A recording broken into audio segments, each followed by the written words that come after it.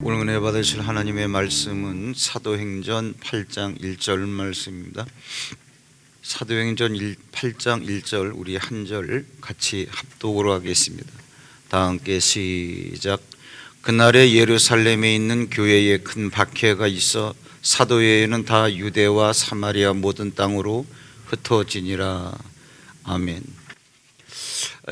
저의 그 과거에 대한 얘기를 개략적으로 여러분들이 들으시면은 한 우물을 파지 못한 거 아니냐 뭐 이런 생각이 들 수도 있는데 저 역시 그래요. 중학교 2학년 때 한번 이게 벤치에서 혼자 쉬고 있는데 물리 선생님이 제 옆에 와서 앉으시는 거예요. 뭐 아무도 없고 단둘이 앉았는데 이런 얘기 저런 얘기 하면서 좀 시간을 보낸 적이 있습니다. 그런데 그 물리 선생님이 여자 선생님이에요. 그런데 말하는 과정에서 제 속에 마음을 점검을 해보니까 가슴이 두근거리는 게 있더라고. 내가 그 물리 선생님을 되게 좋아했던 모양이에요. 저는 제 집사람이 첫사랑인 줄 알았는데 지금 생각해 보니까 그 물리 선생님이 첫사랑이었어요. 근데 뭐 염려 안 하셔도 되는 게 그 물리 선생님이 그때 유부녀였다는 거. 문제는 뭐냐면 어쨌든 제 쪽에서 좋아했던 것 같아요. 그래서 제가 그 사람이 좋다는 것 때문에 물리를 좋아했던 것 같아요. 물리를 이렇게 다른 과목보다 치중해서 공부해 보니까 이건 외워서 되는 문제가 아니구나. 근데 물리를 좋아하다 보니까 수학도 좋아하고 그러다 보니까는 중학교 졸업하고 고등학교 때까지도 계속 물리, 수학 이런 쪽에 그 학과목을 좋아했고 그러다 보니까 나는 이과를 가야 되나 보다. 그래가지고 우리 때는 문과, 이과 나뉘어서 지금 어떤지 모르겠는데 그러다 보니까 이제 제가 공대를 가게 된 거고 공대를 졸업하게 됐을 때 저희 때만 하더라도 취직률이 150%였습니다. 졸업생 2명당 회사가 3군데가 이렇게 걸렸으니까 골라서 갈 수 있었던 그런 시절이었어요. 그런데 졸업할 때쯤 돼가지고 다들 취직이 되고 저한테도 교수님께서 전화를 하셨어요. 왜? 다 체크를 해보니까 딱 2명이 취직을 안 했는데 그 중에 1명이 저예요. 취직 안 할 거냐? 제가 안 한다 그랬습니다. 왜 안 한다 그랬냐면 이리저리 계산을 해봐도 아이를 낳으면 아이를 양육할 수 있는 양육비가 좀 모자라는 것 같아. 월급을 타가지고는. 그때만 해도 그냥 뭐 겁이 없었지요. 세상 사는 데 있어서. 그 겉멋이 들렸다라고나 할까. 그래가지고 애 우유값이 모자란다라고 하는 것 때문에 샐러리맨은 돼서는 안 되겠다. 그래가지고서 그럼 어떻게 해야지? 조금 더 고생을 하더라도 월급쟁이는 하지 말자. 그래가지고 후배들하고 이런 얘기 저런 얘기 나누다가 야 공부로서 뭐 좀 할 만한 게 없겠냐? 형 세무사 같은 거 괜찮아. 그 문과 과목이지 않습니까? 전혀 손도 안 대본 그런 세무사 시험 공부를 제가 좀 했어요. 하다 보니까 너무나 만만해. 야 공부 이거 해야 되겠니? 좀 더 나은 건 없겠니? 회계사 CPA 하면 됩니다. CPA 제가 공부도 했어요. 야 좀 더 센 거 없겠니? 형 사시 한번 해보지. 그래가지고 제가 이제 거기까지 간 거예요. 사시 쭉 공부를 하다가 제가 거의 이제 결혼을 하고도 이제는 산에서 고시원 여기저기 다니면서 조용한 데 찾아다니면서 공부를 했던 시간들이 꽤 되는데 사시 공부하면서 마지막 시험을 앞두고는 뭐 거의 그때는 뭐 전쟁을 불사합니다. 그래서 하루에 뭐 한 15시간, 16시간 이상을 갖다 공부하는데 실제로 저희들은 공부를 그렇게 해요. 시험 한 2달 남겨놨다, 1달 남겨놨다 그러면은 그 주인집에서 초인종을 삥 누르면 그때 하루에 3번 나와요. 밥 먹으러 3번밖에 안 나와요. 그리고 아예 요강을 방 안에 갖다 두고 거기서 이제 볼일을 보면서 그렇게 해결을 합니다. 왜 그러냐 하면은 밖에 나오면 그때 산천초목이 막 우거졌기 때문에 많은 유혹을 받아요. 밖에 나와서 그런데 한번 이렇게 쭉 사색하는데 한번 빠져버리면 1시간, 2시간은 금방 가요. 절제가 잘 안 됩니다.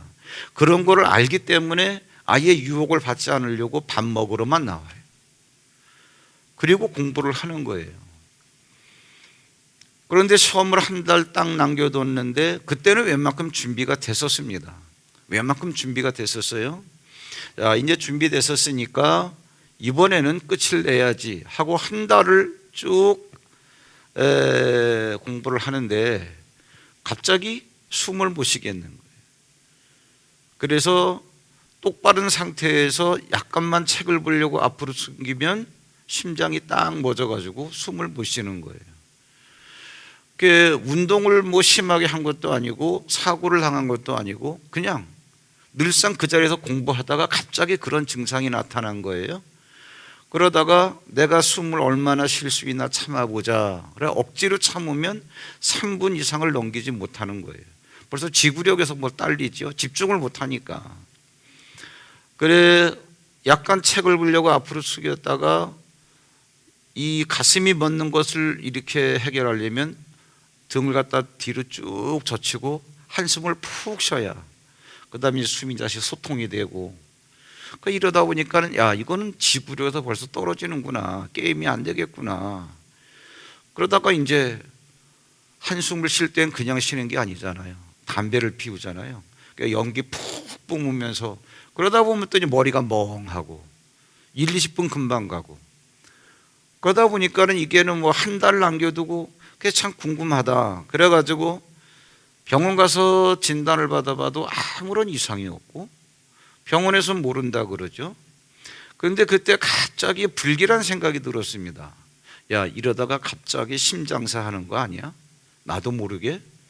그러다 보니까는 처자식을 책임져야 되겠다는 생각이 들어가지고 결국은 공부하던 것을 멈추고 그때 또 누르다가 나야 뭐 그렇다 치지만 그 다음에 집사람하고 아들 하나 있는 거 평생 먹고 살려면 돈이 얼마 있어야 되겠냐, 산술적으로 계산을 해봤더니 5억 정도가 필요하더라고요. 제가 5억을 벌러 세상으로 나왔습니다. 공부하는 건 잠깐 멈추고. 그러다가 제가 주님을 인격적으로 만난 거예요. 주님을 인격적으로 만나고 보니까 그때부터 이제 제가 성경을 접하게 되고, 전혀 인생의 계획에도 없었는데 신학을 가게 되고 아주 뒤늦게 가게 된 거죠. 그러면서 세상이 뭔가를 알게 된 거예요. 그냥 세상 사람들이 세상을 안다 그런 개념이 아니라 세상이 뭐다라고 하는 것을 알게 되고, 그 다음에 역사가 뭐다라고 하는 게 그때부터 이제 손에 잡히기 시작을 하는 거예요. 세상이 눈에 보이고 역사라는 게 뭔가 이런 것들이 정리가 되고 우주라고 하는 게 무엇인가에 대해서 개념이 딱 잡히면서 사실은 사랑도 그때부터 제가 사랑하는 마음이 배워진 거예요. 사랑은 그냥 뭐 한다기. 그래서 하나님께서 뭐라 그러셨는 거 아니? 너희가 나를 사랑한 게 아니라 내가 너희를 사랑했다. 하나님은 사랑이시다. 하나님을 인격적으로 만나기 전에는 사실 사랑도 우리는 할 수가 없어요. 좋아는 할 수 있죠. 좋아한다는 건 뭐냐면 조건, 전제되는 게 있어요. 네가 그렇기 때문에 내가 너를 좋아해. 왜냐하면 이렇게 얘기가 되는 거죠. 근데 나는 너를 사랑해. 그러면 그 다음에는 이유가 없습니다. 사랑이라고 하는 것은 너의 약점은 빼고 이것만을 내가 사랑할 게가 아니라 내가 너를 사랑해. 그러면 내가 사랑하는 너가 어떠한 하자가 있다 할지라도 그 하자까지도 다 끌어안는 것을 우리가 사랑이라 그러는 거예요. 예수 그리스도를 인격적으로 만나기 전에는 사랑도 사실은 모릅니다. 저도 사랑하는 줄 알았는데 그게 아니고 좋아하는 거였더라고요. 그러다 보니까는 조건에 맞지 않으면 좋아해서 선택했음에도 불구하고 갈등이 있고, 나중에 이제 이러한 예수 그리스도를 인격적으로 만나고 보니까 세상, 사람에 대해서 내 안에 들어오신 하나님의 영으로, 즉 내 육신의 눈을 통해서 내 안에 계신 하나님의 영을 통해서 세상과 사람을 보니까 이게 어떻다는 것을 알겠는 거예요. 거기서 나오는 게 뭐예요? 진짜 사랑이에요. 예수님께서 이 땅에 오셔가지고 천국 복음을 전하셨습니다. 많은 병자들을 가르쳐 주셨어요? 아니요, 고쳐주셨어요? 그러면서 자기가 고쳐주는 그런 많은 병자들에 대해서 어떤 마음을 가지셨냐면은 불쌍히 여기셨다, 이렇게 나와요. 불쌍히 여기신 이유가 뭐냐? 그들이 목자 없는 양과 같이 고생하며 기진함이라. 그게 무슨 얘기냐면 세상 사람들이 다 부산하게 움직이면서 살기 위해서 몸부림을 치는데 다들 뭐냐 하면은 돈이 없으면 마음이 상처가 있고 그렇지 않으면 육신의 질병이 있고 이런저런 모든 약점들이 다 있더라 그런 얘기죠. 그러니까 그러한 많은 약점 있는 사람들을 다 예수님께서 고치시면서 그들을 불쌍히 여기신 거예요.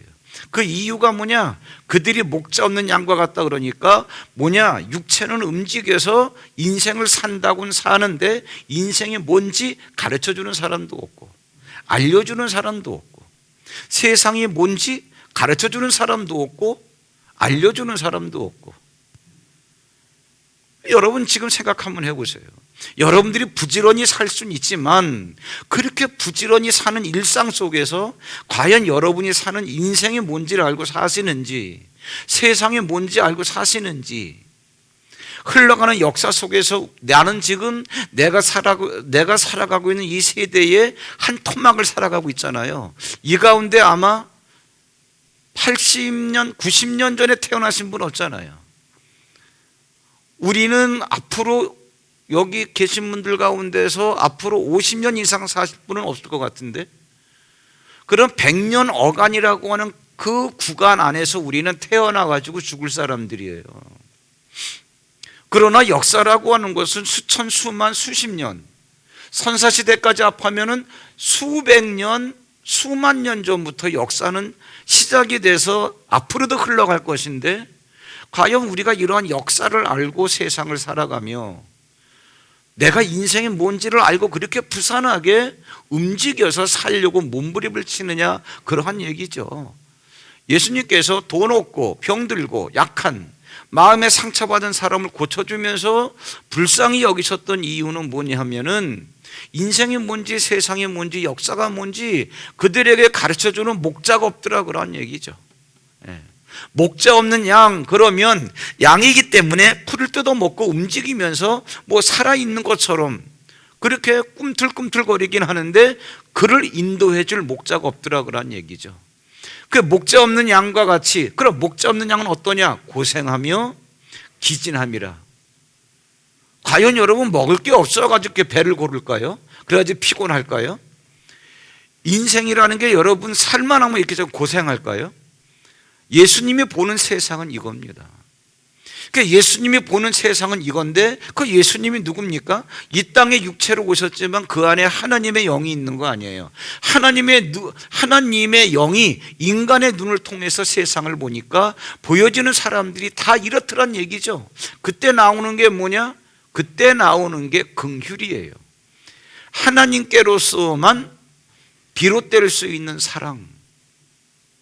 그래서 정말 예수 그리스도를 인격적으로 모셔드리지 않고는 사랑도 몰라요. 그냥 나의 이기심을 채우기 위해서 나에게 필요한 것들을 공급받기 위해서 내가 상대를 좋아할 뿐이죠. 그 영어에서도 나는 너를 좋아해. 왜냐하면 네가 돈이 많기 때문에. 나는 너를 좋아해. 왜냐하면 네가 손재주가 좋기 때문에. 나는 너를 좋아해. 왠지를 알아? 네가 예쁘기 때문에. 그런데 같은 영어로도요, I love you 그런 마침표를 딱 찍어버립니다. 왜? 이유가 없어요. 너의 연약함과 너의 약점까지도 다 사랑한다 그러한 얘기예요. 예수 그리스도를 우리가 인격적으로 모셔드리기 전에는 사랑도 사실은 몰라요. 그런데 제가 이 말씀을 왜 드리느냐 하면은 저는 제가 생각하더라도요, 나쁘게 얘기하면 한 우물을 파지 못한 인생 같아요. 뭐 제대로 한 게 없는 것 같아요. 그런데 저는요, 그렇게 방황의 시간이 있었다 할지라도 지금 제가 살아가는 인생, 목회라고 하는 것을 굉장히 다행스럽게 생각하고 저는 정말 감사하게 생각하고 저는 너무너무 좋아합니다. 차를 타고 외곽지에 나갔다가 이게 서울로 진입할 때 제가 감개가 무량한 것은 뭔지 아세요? 감개가 무량한 것은 옛날에는요, 목회하면서도 옛날에 목회할 때는 내가 그래도 서울 한복판에서 목회를 하고 있네, 이것 때문에 감사했는데 지금은 그것 때문에 감사한 게 아니에요. 지금은 그것 때문에 감사한 게 아니라 내가 선택할 수 있었던 인생의 많은 경우의 수가 있었는데 내가 말씀을 가리키는 사람으로서 인생을 살아간다는 것 때문에 저는 굉장히 지금 감사하고 있습니다. 왜 그러냐? 정말 저는 하나님 때문에 성경을 알게 됐고, 성경을 알고 보니까 세상의 문제를 알게 됐고, 그래 역사책을 공부해가지고 역사를 공부한 그러한 역사가 아니라 그러한 역사책에서 얘기되어지는 정보를 갖고 내가 쭉 얘기하고 소화가 되더란 얘기죠. 그리고 우주를 알게 되고 이 마지막이 어떻게 될 것인가를 알게 됐기 때문에 그래 내가 만약에 그러한 많은 우여곡절과 시행착오를 겪지 않았더라면 예수님을 인격적으로 만날 수 있는 기회가 있었을까? 이런 생각이 드는 거예요. 정말 남들 못지않게 뼈아픈 시절이 있었고, 그때 인생을 어떻게 해결해야지 인생의 문제를 정말 말로 형용할 수 없는 깊은 수렁에서 헤어나기 위해서 이런 방법 저런 방법을 다 쓸 때 예수님께서 저를 인격적으로 만나 주신 거예요. 그리고 가히 엄두도 낼 수 없는 38살에 신학을 가라? 일반적으로 생각하면 여러분 갈 수 있겠습니까? 아들이 국민학교 초등학교 입학을 해야 될 나이인데, 그때 같이 전에 신학교에 입학을 해야 될 나이인데 경제적으로 보장된 것도 하나도 없고, 더군다나 그때 가가지고서 내가 신학교 졸업하면 전도사 목사가 된다 그래. 그런다 치더라도 고등학교 졸업하고 바로 신학교 가는 사람과 15년 차이가 나는데, 이런 많은 가운데에서 하나님께서 너무나 강권적으로 이끌어 주셨기 때문에 제가 그 길을 가게 돼서 지금까지 있는 거예요. 제가 이 말씀을 드리는 이유가 뭐냐면은 지금 저는 제가 살아가는 인생 이 무대에서 펼쳐지는 다양한 인생들의 모습들이 눈에 보입니다. 그리고 하나님의 눈으로 보니까 그런 것들이 진단이 되어지고 너무나 안타까운 거예요. 예수님께서 이 땅에 오셔가지고 천국 복음을 전하는데, 예수님께서 천국 복음을 전하시는 이 세상이라고 하는 환경이 어떤 세상이냐? 여러분, 그때나 지금이나 마찬가지입니다. 예수님을 빼놓고 나머지 사람들이 세상 사람들이 인생을 사는 데 있어서 큰 소리 치는 사람은 왜 없겠으며, 잘난 체 하는 사람은 왜 없겠으며.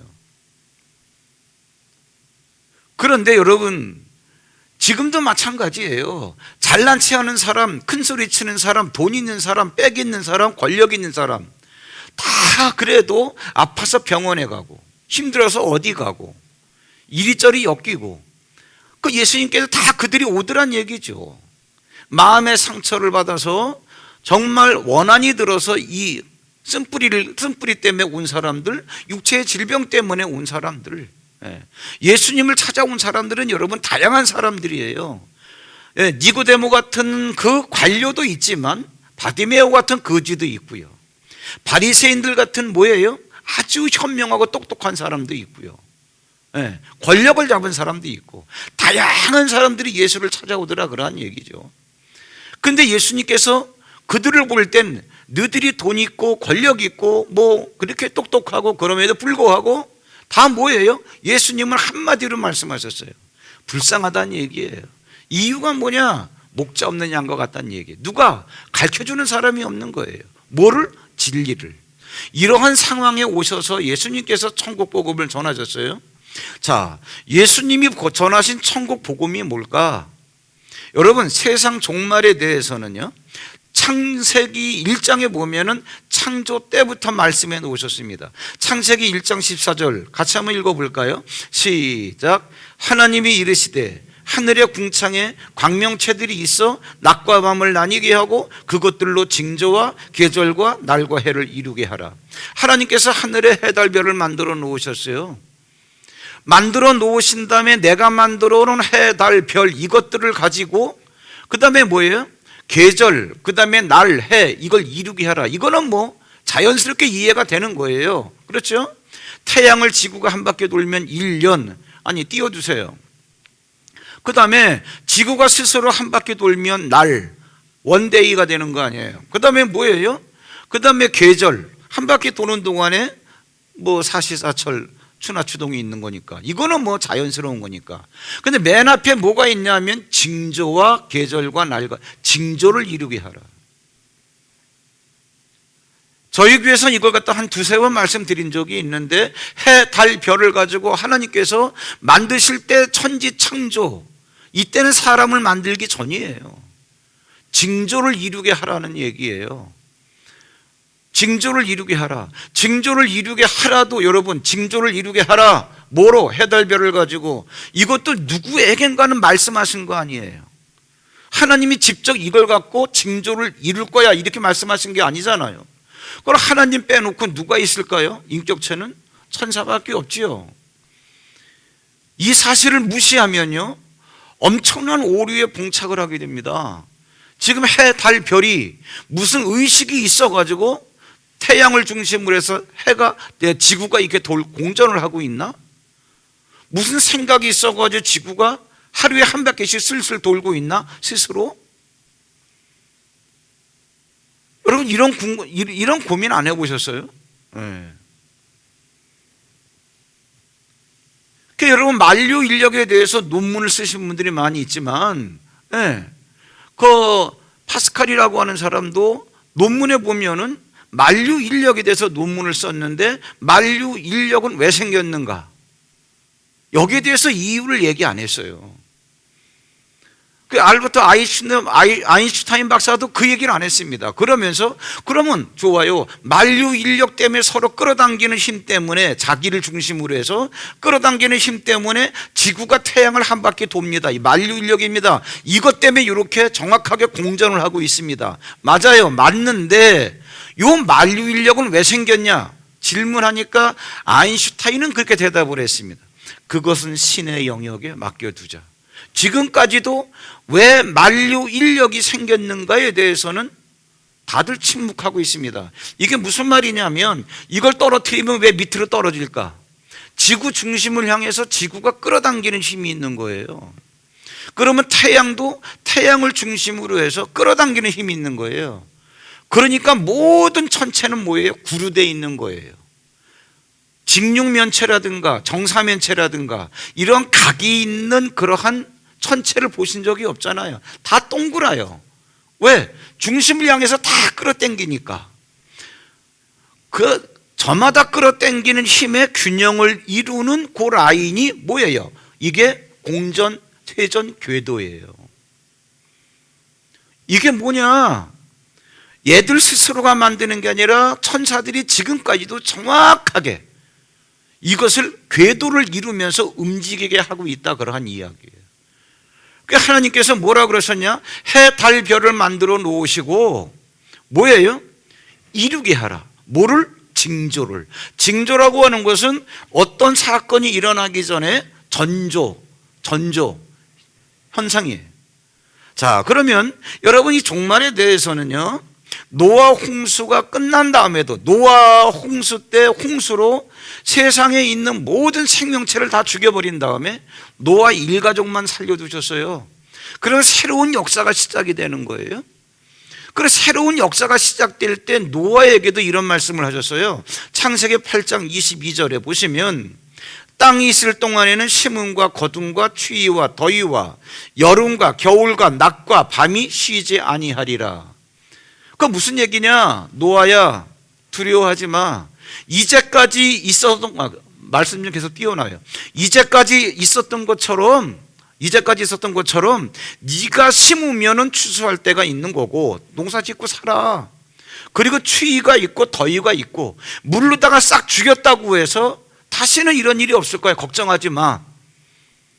그런데 너희들이 과거에 경험했던 것처럼 농사 짓고 살고, 그 다음에 추위도 있고 더위도 있고 여름도 있고 겨울도 있고 낮도 있고 밤도 있고, 이게 옛날에 있던 자연현상이 앞으로도 계속 있을 것인데 언제까지만? 땅이 있을 동안에는. 여러분 이 얘기에 무슨 얘기냐면 땅이 있을 동안만 이런 일이 있을 것인데, 이 얘기는 언젠가 이 땅은 없어질 때가 있다라고 하는 것들이 암시되어 있는 거예요. 이게 창세기에 나오는 얘기입니다. 그런데 예수님께서 이 땅에 오셔가지고 십자가를 지실 때 어떤 일이 있었냐? 누가복음 23장 44절에 보니까 때가 제6시쯤 돼요. 이게 이스라엘로 제6시 그러면은 유대력으로다가 6시면 우리나라 태양력으로는 6시간을 더 더해야 되니까 난 12시부터 해가 빛을 잃고 온 땅에 어둠이 임하여 제9시까지, 그러니까 오후 3시까지 3시간 동안 태양이 빛을 잃어가지고 어두워졌었다는 거예요. 이건 역사적 사실이죠. 더군다나 누가복음은 누가가 쓴 거니까 의사가 쓴 거 아니겠어요? 그 이 얘기가 뭐예요? 천체, 해가 빛을 잃었다. 이 얘기가 하나님께서 만들어 놓으신 해, 달, 별들로 하여금 어떤 징조를 이루게 하라. 이러한 징조가 있으면은 역사의 마지막 때가 가까운 줄 알아라. 이러한 얘기인데 창세기에서 해놓으신 말씀이 한 번 이루어진 거예요. 사실 우리가 크게 보면은 예수님께서 이 땅에 오실 때를 우리가 마지막 때라 그러죠. 종말이라 그러죠. 마지막 때는 마지막 때인데 예수님이 오신 때가 2000년 전이니까 사실 성경을 깊이 공부하다 보면은 예수님이 이 땅에 오신 2000년 전 그때부터 마지막은 시작이 돼가지고 지금도 계속 하나님께서 말씀하신 마지막이라고 하는 한 날 속에 다 들어가 있는 거예요. 우리는 이것이 2000년이 지났다 그럴지 모르겠지만, 근데 예수님께서 직접 말씀하신 부분이 있어요. 그게 뭐냐면은 누가복음 21장 25절 26절에 보면은 잘 보세요. 1월 성신에는 징조가 있겠고, 1월 성신이 뭡니까? 1이 뭐예요? 태양. 월이 뭐예요? 달. 성신이 뭐예요? 별들. 그러면 1월 성신에는 징조가 있다. 이거 가만히 보니까 뭐예요? 창세기 1장에서 말씀해 주신 거예요. 1월 성신에는 징조가 있겠고, 그 다음에 26절에 보시면 사람들이 세상에 임할 일을 생각하고 무서워함으로, 그러니까 앞으로 이제 얼마 남지 않은 진짜 우리가 얘기하는 역사적인 종말, 그때가 되면은 세상 사람들도 세상 끝이구나, 이걸 다 알게 됩니다. 어떻게? 천체에 일어나는 징조 때문에. 그럼 똑같이 정확하게 뭔지는 모르겠지만 예수님께서 말씀해 주셨어요. 세상에 임할 일을 생각하고 무서워하면 사람들이 기절한다는 거예요. 이걸 요한계시록에서는 건강한 자나 약한 자나 부한 자나 가난한 자나 할 것 없이 높은 자나 낮은 자나 다 바위틈에 들어가서 살기 위해서 몸부림을 치고, 예수님께서 뭐라 그러시는 거예요? 기절한다는 거예요. 이건 불신자들도 알 수 있는 징조라는 거예요. 근데 그 징조가 어떻게 나타나느냐? 1월 성신, 해, 달, 별을 갖고 보여주겠다 그런 얘기예요. 여러분, 성경을 총체적으로 한번 보세요. 이렇게. 그런데 이러한 얘기에 대해서 사도 베드로도 이러한 깨달음을 가졌어요. 베드로후서 3장 10절에 보시면은 잘 보세요. 그러나 주의 날이 도둑같이 오리니, 도둑같이 온다는 얘기는 뭐예요? 도둑은 예고하고 오는 게 아니에요. 나 오늘 네 집 털러 갈게. 그러면 다들 눈 뜨고 그냥 다 지키고 있지. 그렇게 오는 도둑 없습니다. 예기치 않은 시간에 오는데, 언제? 그날이 하늘이 큰 소리로 떠나가고, 우리가 이렇게 늘상 보던 하늘이 큰 소리로 떠나가고, 이 물질이 영어 성경에는 the elements, 조그만한 요소들로 흙, 돌, 철, 이러한 것들로 다 뒤범벅이 된 이 지구를 말하는 거예요. 이 땅덩어리가 뜨거운 불에 풀어지고 땅과 그 중에 있는 모든 일이 드러나리로다. 베드로도 깨달은 거예요. 지구도 여러분 천체 가운데 하나 아니겠어요? 근데 이게 창세기 1장부터 기록되어 있다는 거예요. 창세기 1장부터. 이게 뭐냐? 예수님께서 이 땅에 오신 세상이라고 하는 하나의 환경을 말하는 거예요. 좀 더 크게 얘기하면 우주라고 하는 환경을 말하는 거예요. 저는 이제 가끔가다 그런 생각이 듭니다. 타이타닉 호를 보면은 타이타닉 호가 그때 당시 건조될 때만 하더라도 세계에서 가장 크고 가장 럭셔리한 그러한 여객선이었어요. 유람선. 비싼 돈을 내고 비싼 성가를 내고 그 안에 들어간 사람들은 모든 것이 다 공짜예요. 밤이면 밤마다 거기에서 칵테일을 마시면서 파티하는 사람들, 춤추는 사람들, 그 다음에 노름하는 사람들, 그 각각의 그러한 얼굴들을 쫙 클로즈업 시켜주는데 아무런 생각도 안 하고 멍하니 있는 사람도 있어요. 사는 모습들은 다양해요. 어떻게 보면은 인류가 타고 있는 이러한 큰 모든 세계 60억 인구를 태우고 있는 이 유람선이 빙벽을 향해서 가고 있는 것일 수가 있어요. 그 안에 크리스찬도 있더란 얘기죠. 그 빙벽에 이것이 충돌해서 깨지는 날에 물론 크리스찬들은 휴거가 돼가지고 구원받겠지만, 저는 구원받을 때 구원받는다 하더라도 정말 크리스찬들은 아무런 생각 없이 말씀을 몰라가지고 그래서 하나님께서 구원하셨다라고 하는 것 때문에 그냥 어떻게 구원 자체만 받아가지고 그냥 들어가는 게 아니라 깨어가지고 주께서 알려주셨으니까. 예수님께서 세상을 볼 때 세상 사람들을 불쌍히 여기셨다 그러면 그걸 아셨던 그분이, 그 눈을 가지셨던 그분이 거룩한 영으로 우리 속에 들어오셨으니까 우리도 똑같이 예수님이 보셨던 눈으로 세상을 볼 수 있을 거 아니겠습니까? 바로 그런 얘기예요. 그럼 제가 거기에 타이틀을 뭐라 그랬냐, 예수님이 오신 이 세상을 장망성에 전해진 천국 복음이라 그랬습니다. 무슨 얘기냐면 영국의 그 존 버니언 작가가 쓴 철로역정이라는 거 아시죠, 여러분? 어떤 나그네가 등허리에 큰 보따리를 짊어지고 어디론가 떠납니다. 그가 살던 그 동네에서 성경책을 주워가지고 우연히 성경책을 읽게 되는 거예요. 그런데 그 사람이 사는 이 성읍이 곧 망할 거라는 거예요. 장차 망할 성의 이름이 장망성입니다.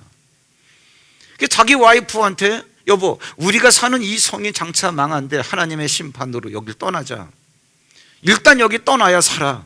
그래서 그는 살기 위해서 어디론가 떠납니다.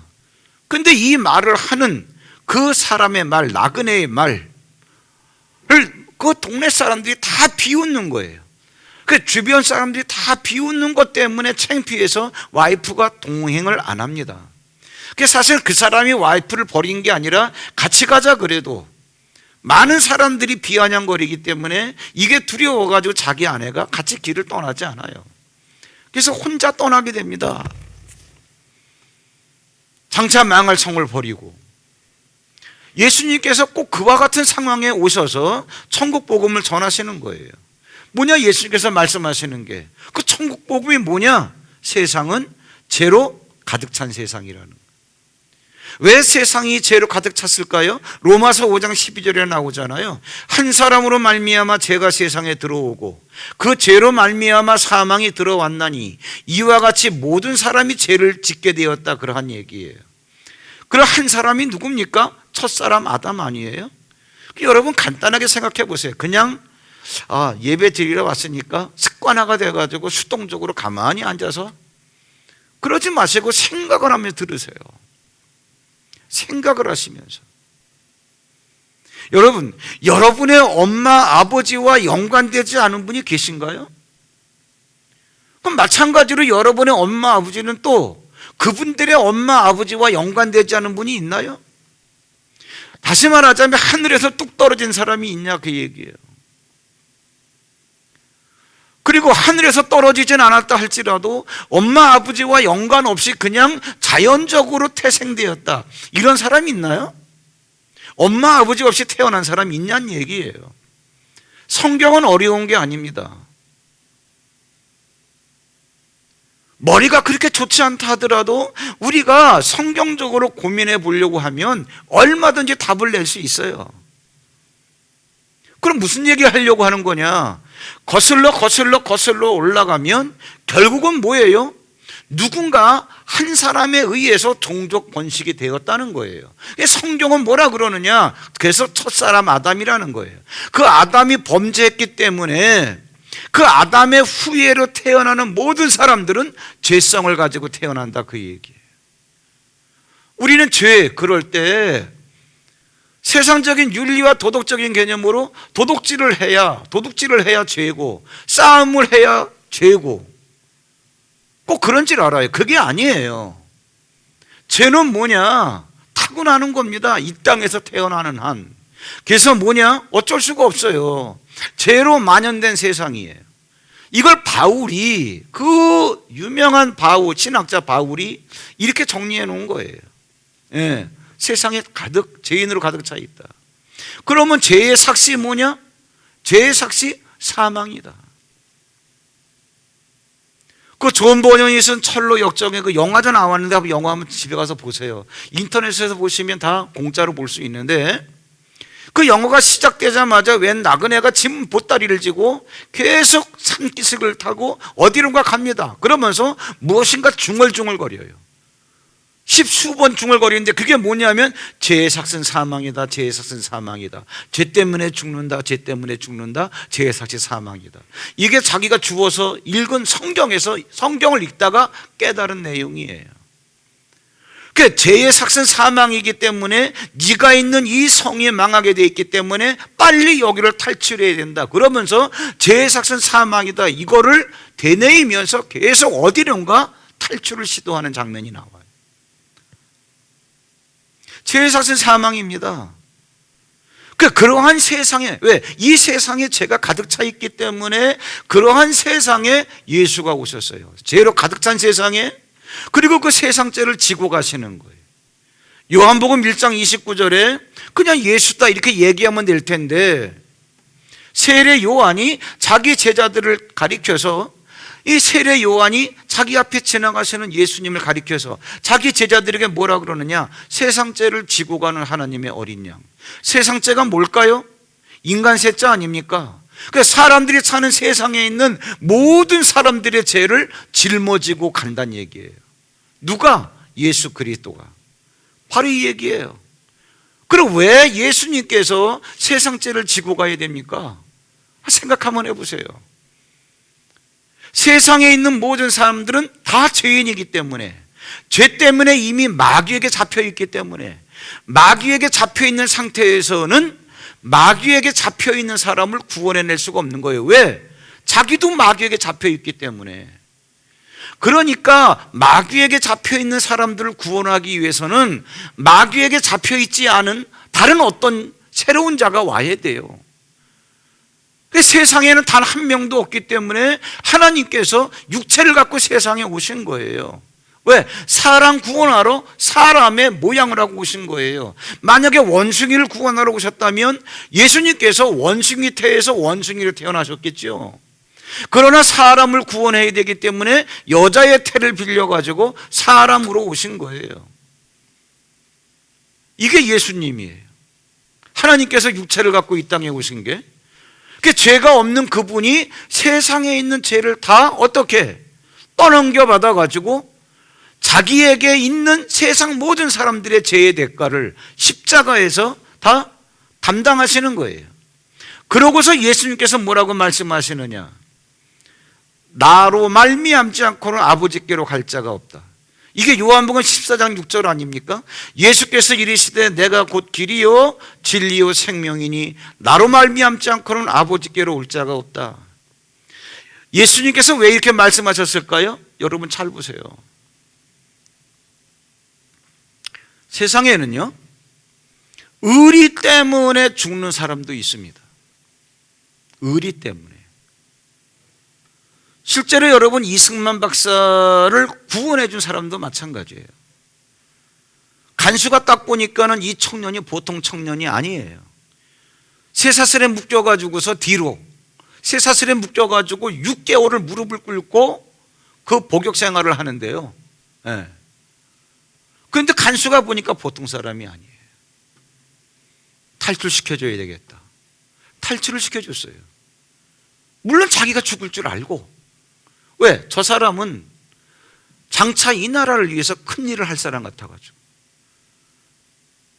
간혹 이런 사람도 있습니다. 그게 성경에서 뭐라 그러느냐? 선인을 위해서 목숨을 내놓는 자가 많지 않아. 그러나 가끔은 있어.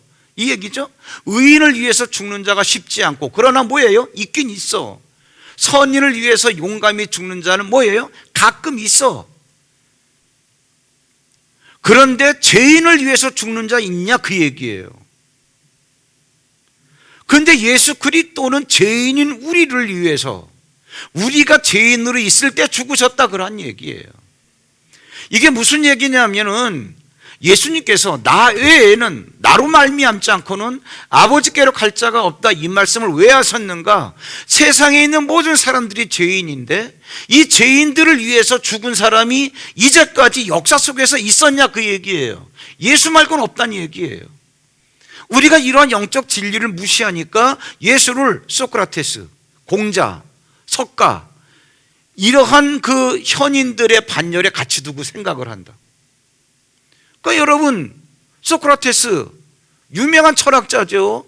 공자, 그 다음에 석가, 위대한 사람들이죠. 그러나 그들은 인간의 문제를 해결하기 위해서 죽어주진 않았어요. 그 예수가 왜 죽었을까? 죄의 삭시 사망이기 때문에. 그 죄인들의 문제를 위해서, 구원하기 위해서 죽으셨다는 얘기예요.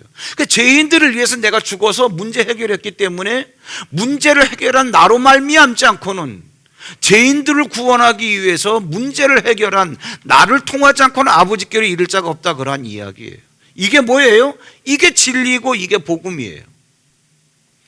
예수 말고 다른 방법을 통해서 우리가 구원받아 아버지께, 하나님 나라에 갈 수 있다라고 하는 것은 진리가 아니다, 그러한 얘기예요. 그래서 예수님께서 내가 바로 진리다, 그 말씀을 하시는 거예요. 자, 오늘 제가 이 설교를 왜 하느냐? 사실은 2부 예배 시간이 임원 임명 예배로 드려지거든요. 거기에 제가 포인트를 맞추고 했습니다. 예수님이 죄로 가득 찬 세상에 오셔서 세상을 보시면서 야, 너무 불쌍하다, 이런 것 때문에, 그래야 그러한 세상에 대해서 예수님께서 어떻게 죄를 해결하시고, 이게 복음이다, 이게 진리다. 자, 근데 이제 예루살렘, 그 예수님께서 이제 초대교회를 세워놓으시고 예수님은 어떻게 십자가를 지시고 이제 돌아가셨어요. 꽤 승천하셨어요. 예수님이 이제는 승천하신 다음에 성령이 이 땅에 오셔가지고 사람들이 성령 받고 이런 일 저런 일을 하기 시작을 하는데, 잘 보세요 여러분. 예루살렘 교회에서 어떤 일이 있었냐 하면은, 예루살렘 교회에서 어떤 일이 있었냐 하면은, 사람들이 성령 받고 나니까는 다 자기 재산들을 팔아가지고 교회에다 갖다 놓고 가난한 사람들 갖다가 나눠주세요.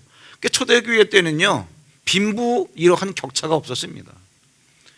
다 전 재산을 팔아가지고 갖다 놓고 사도들이 그거 똑같이 나눠주니까. 그런데 쌀을 배급 주다 보니까는 언젠가 그런 일이 발생한 거예요. 차별적인 그러한 모든 대우가 있는 거예요. 왜? 외지에서 온 사람에 대해서 천대를 하는 거예요. 그러니까 여기서 이것 때문에 교회에 분란이 일어나니까 사도들이 뭐라 그랬냐? 야, 이건 우리가 할 일이 아니다, 다른 일꾼들을 세우자. 그래가지고 집사 7명을 세웠습니다. 그 집사 7명의 이름이 사도행전 6장에 다 나와요. 근데 거기에 쌀 배급 주던 집사 가운데 한 명, 스데반이 어떻게? 성령이 충만하니까 집사인데도 불구하고 말씀을 가리키고 능력을 행하는데 엄청난 거예요. 그래서 제가 설교지 맨 앞에 써놨습니다마는, 스데반도 유대인이지만 다른 유대인들은 율법에 의해서 자기들의 집단을 끌어가는 거고, 스데반은 성령 받고 성령에 의해서 활동하는 사람이고, 이상한 일들이 일어나더라, 그런 얘기죠. 이런 유대인들 집단이 스데반을 보고 어떻게 자기들의 집단이 어떠한 그 흔들릴까봐 위기의식을 느껴가지고 스데반을 갖다가 어떻게 순교를 시키는 거예요. 돌로 때려 죽이는 거예요. 돌로 때려 죽인 다음에 여세를 몰아가지고 이들이 지금 공동생활하는 그 초대교회까지 없애버리자. 그래가지고 결국은 그 예루살렘 교회에 박해가 일어납니다. 이걸 오늘 우리가 읽은 본문이에요, 여러분. 사도행전 8장 1절입니다. 사도행전 8장 1절 한번 같이 한번 읽어볼까요? 사도행전 8장 1절에 시작. 사울은 그가 죽임 당함을 마땅히 여기더라. 그날에 예루살렘에 있는 교회에 큰 박해가 있어 사도 외에는 다 유대와 사마리아 모든 땅으로 흩어지니라 그랬습니다. 그러니까 예루살렘 교회에 이러한 큰 박해가 일어나니까 예루살렘에 머무는 자들이 있고 예루살렘에서 다 흩어진 사람들이 있어요. 머문 자들이 누구예요? 사도들. 왜 그랬을까요? 예수님께서 세계 복음화를 명령하셨기 때문에 교회에 위기가 왔을 때 흩어지는 사람은 흩어진다 할지라도 흩어진 사람들을 영적으로 후원을 해야 되고 조직을 관리해야 되기 때문에 예루살렘 교회에 남아 있었어요. 그리고 나머지는 다 박해를 피해 가지고 다 도망을 간 거예요. 자, 그럼 여러분 보세요. 예루살렘을 떠난 자들이 누구냐면 교회 일꾼들입니다. 성경에는요, 지금 우리처럼 뭐 권사, 장로 이러한 직분은 없어요. 성경에 나오는 장로는 지금 장로를 말하는 게 아니라 목사예요. 성경에 나오는 평신도 직분은 집사밖에 없어요. 그런데 그 집사들이 쌀 나누어주는 교회 일을 하다가, 잘 들어서 이거는 충격적인 얘기입니다. 겉으로 볼 때는 교회에서 쌀을 배급주는 교회의 재정을 담당한 집사 일꾼들이지만 그들 속에 뭐가 있었냐? 복음이 있었기 때문에 복음을 말하면 성령의 능력이 나타나고, 그래서 여러분 심지어 스데반 같은 집사는 순교를 당합니다. 집사예요. 교회에서 쌀을 나눠주던 사람이에요. 왜 순교를 했을까요? 역사가 보이니까. 우리가 육신을 가지고 인생을 살긴 살지만 언젠가 흙이기 때문에 흙으로 돌려보낼 때가 있구나. 그리고 나의 실체, 나의 영과 혼은 신령한 몸에 담겨져서 낙원으로 갈 거구나. 그러면 이 육적인 목숨에 매이지 말자. 주님을 위해서 기꺼이 순교. 왜? 이건 보이니까 할 수 있는 거죠. 보이지 않으면 여러분 순교는 우리 마음대로 못하는 겁니다. 내가 너 죽일게 그러면 예수 믿는 것 때문에 죽인다 그럴 때 이 세계가 안 보이잖아요. 겁이 나가지고 다 부인하게 돼 있어요. 그러니까 우리가 너 죽일 거야? 이러한 위협이 없으니까 주여 순교할 겁니다 이게 큰 소리 치지, 정말 이 말씀의 세계가 정확하게 안 보이면 순교는 그렇게 만만한 문제가 아니에요. 근데 이게 안 보여지니까 우리가 다른 데 신경을 쓸 수가 있어요. 그러니까 스데반은 그렇다 치더라도 그 7 집사가, 사도행전에 나오는 7 집사 가운데 빌립이라고 하는 사람은 어떻게 했냐? 예루살렘을 떠나서 그 예루살렘 교회에서 쌀 배급 주던 이 사람이, 집사가 사마리아 저 북이스라엘 쪽으로다가 넘어갑니다. 넘어가서 사도행전 8장 5절에 보시면 빌립이 사마리아 성에 내려가 그리스도를 백성에게 전파하니, 거기 계속 읽어보시면 막 귀신이 떠나가고 사마리아 성에 큰 기쁨이 있더라. 이 일을 누가 하느냐? 집사였던 교회 일꾼이 하는 겁니다. 제가 오늘 여러분 사실 이게 마지막에 이 말씀을 드리려고 오늘 설교를 진행하고 있는 건데, 스데반이나 이 빌립이라고 하는 사람은 교회의 재정을 맡았던 뭐예요? 집사들, 일꾼들이었어요. 임원들이었다 그러한 얘기예요. 그런데 그러면 교회 직분자들이 먼저 우리 속에 준비해야 될 것들을 우리가 알아야 된다는 얘기예요. 만약에 이게 아니고 교권주의가 뭐냐 하면은 성직자들에게서 비롯된 용어인데, 목사 그러면 목사라고 하는 타이틀 자체를 존중히 여기고 거기에 매여 있는 자들 교권주의자라 그러는 거예요. 그 개념이 평신도들에게도 들어갈 수 있어요.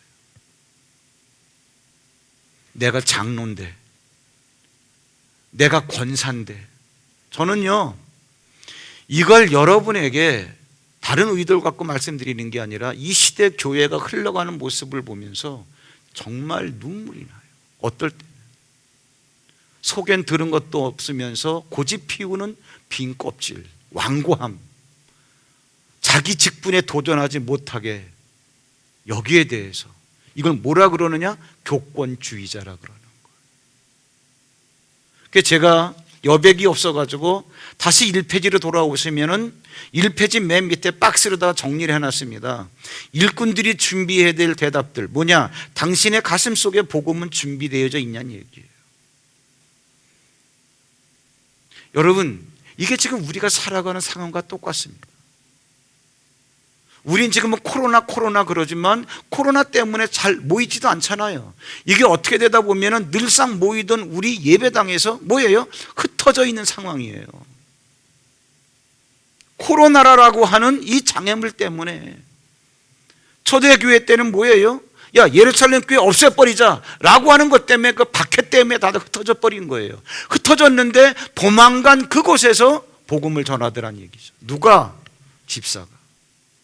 당신의 가슴 속에 복음이 준비되어져 있는가? 그리고 어디서나 복음을 전할 준비가 되어 있는가? 이게 없다 그러더라면 여러분, 다음 아하 개강할 때 등록하세요. 난 왜 안 하는지 모르겠어요. 여러분들 속에 뭐가 들어있어요? 정말 여러분 큰 소리 칠 수 있습니까? 복음을 쫙 설명해낼 수 있어요?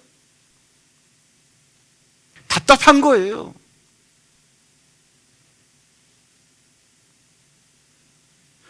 여러분들은 교권주의자가 아닌 복음을 전하는 자로 살고 싶은 마음은 있냐, 그러한 얘기예요. 제가 느낀 느낌을 한 가지 말하고 말씀 마치겠습니다.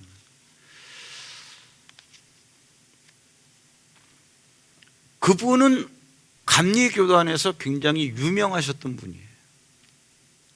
감독까지 하셨던 분이고 제가 가까이 지냈던 분이에요. 너무나 유명하기 때문에 웬만한 사람들은 다 그분을 압니다. 이름만 대도. 목사들 간에서는 100% 다 알고요. 늘상 그분의 말년을 보아왔던 건 뭐냐 하면 은퇴하기 직전까지는 감독들은 보라색 가운 입잖아요. 보라색 클러지 셔츠를 입고. 여기에 마크 이제 뭐 그거, 제가 마크 의미는 잘 모르겠지만 굉장히 나름대로 화려해요. 그렇기 때문에 사람의 얼굴이 보이는 게 아니라 보라색 가운과 보라색 클러지 셔츠가 보이고 마크가 보이기 때문에 아유 감독님, 다 이런 것들이 자연스럽게 입력이 돼 있는 거예요. 그러나 그런 분들도 감리교단에서는 70세가 되면 은퇴합니다. 은퇴를 하셨어요. 그리고 나서 제가 우연히 본 거예요. 그리고 목사님들 은퇴하시면 은퇴하신 목사님들끼리의 모임이 있습니다. 어느 식당에서 식사를 하시는데 거기에 잠바를 입고 오셨는데 아는 얼굴이에요. 딱 보니까는 그 감독님이에요. 그때 뭐 아무런 말도 없었지만 제 마음속에 이상한 마음이 들더라고요. 뭐냐? 씁쓸함일까? 약간 충격을 받았어요. 저분이네. 근데 같은 잠바를 입었어도 노년의 신사가 잠바 입을 수 있죠. 그런데 너무 초라하게 보이는 거 있죠. 상대적으로 왜 이렇게 초라하게 보일까? 그랬던 분이 이렇게, 원래 이걸 입고 다니시던 분이 그걸 입었으면은 아무개 목사님, 아무개 씨 그럴 텐데, 감독님이셨던, 늘상 우리가 보아왔던 그건데 그분이 뭘 잘못해서가 아니라 제가 뭐를 말씀드리려고 하는 거 아니? 잠깐이구나. 장로? 권사? 집사라 할지라도 무슨 노, 이런 직분에 그렇게 매이고 싶으세요? 제가 정직하게 말씀드릴게요. 저는 목사인데도요, 나중에 천국 가서 글쎄 평신도 목사 무슨 차별이 있을지 모르겠지만 저는 없다고 생각하는데, 왜? 만인 제사장설 아니에요? 저는 하나님 앞에 목사로서 이렇게 발견되고 싶은 마음은 없어요. 정직하게 말씀을 드릴게요. 지금도 저는 뭐가 감사하냐면 성경을 열어주셨고 내가 말씀을 가르칠 수 있다는 것 때문에 감사한 거예요. 저는 그냥 말씀을 가르치는 자, 그건 직분도 없어요. 제 실체가 내가 그래도 성경을 열어서 가르칠 수 있는 그 실력이 대단하지는 않다 하더라도 가리킬 게 있구나. 나 이것 때문에 감사한 거예요. 제가 정직하게 말씀드릴게요. 여러분 속지 마십시오. 저는 우리 교회가 절대로 그렇게 되지 않았으면 좋겠어요. 불쌍한 겁니다. 그거는. 지금 그런데 여러분 그래 감리교회만 갖고 얘기하죠. 거기에 대부분 그렇게 흘러가고 있습니다. 얼마나 불쌍한지 몰라요. 우리 요 공인권사님 맨 앞에 앉아 있잖아요. 다른 교회에서 권사님인데 우리 교회 오셨는데 얘기해도 되잖아. 고소하는 목사님들 도와주는 그러한 목사 되겠다는 거예요. 왜? 교계에 하도 고소 사건이 많으니까 법을 연구해가지고 그거 고소장 써주고 그거 변호해주고 제가 심하게는 얘기 안 하다가 계속 얘기하다가 가끔 가다 1년을 얘기해왔어요. 그거 하려고 목사 하려고 그러느냐. 이제는 바뀌었어요. 바뀌었다라고 하는 길로 계속 갈지 안 갈지 모르겠지만 여러분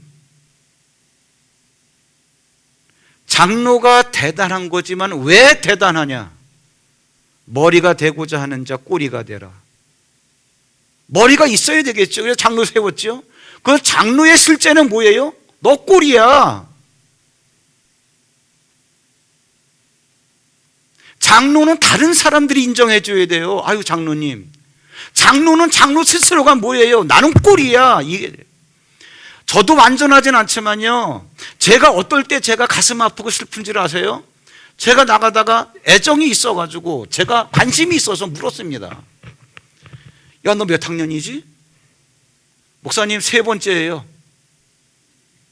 나 진짜 몰라서 물었어요. 나는 애정 표현이라고 했는데 기억력이 없어가지고 걔한테는 상처가 된 거예요.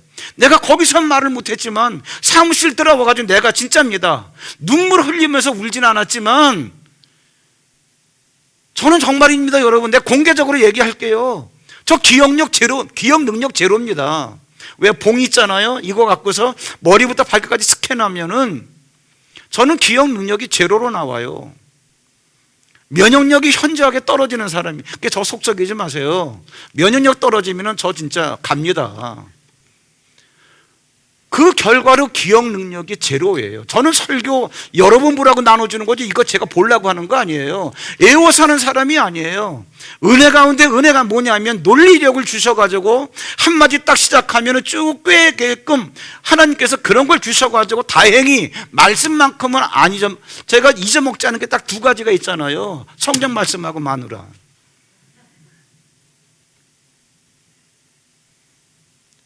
근데 내가 일부러가 아니라 몰라가지고 그런데 관심은 있어. 그게 몇 학년이냐고 물어봤더니 3번째라는 거예요. 나한테 면박을 주더라고. 이것 때문에 하나님 목사 된 자가 쟤한테 상처를 줬네.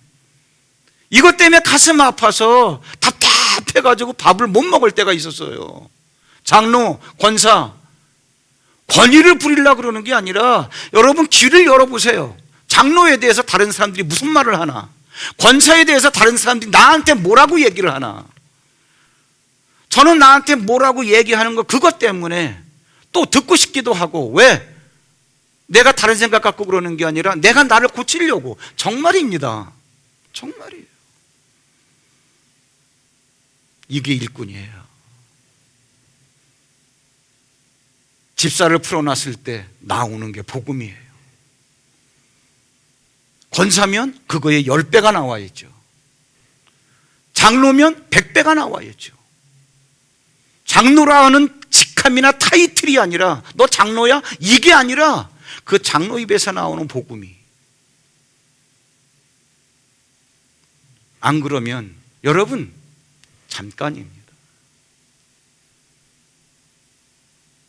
잠깐이 있을 그것 때문에 우리는 지금 근시안이 돼버린 거예요. 일꾼은 그런 게 아니에요. 목자 되시는 분들 각성하셔야 되고요. 정말입니다. 지금은 꼭 예루살렘 교회에 박해가 일어난 때와 똑같아요. 세상은 너무나 어지러워요. 교회를 조롱하고 있어요. 이럴 때 역사가 뭔지를 알고, 우주가 뭔지를 알고, 세상이 뭔지를 알고, 우리가 가야 할 곳이 어딘지를 알고, 인생을 잠깐입니다. 여러분이 복음이 준비가 되셔서 열심히 사는 건 좋은데 뭔지를 알고 사셔야 돼요. 정말입니다. 그래서 여러분들이 흩어진다 할지라도 여러분들이 기꺼이 복음을 전할 수 있는 그러한 일꾼들로 서시기를 주의 이름으로 축원합니다.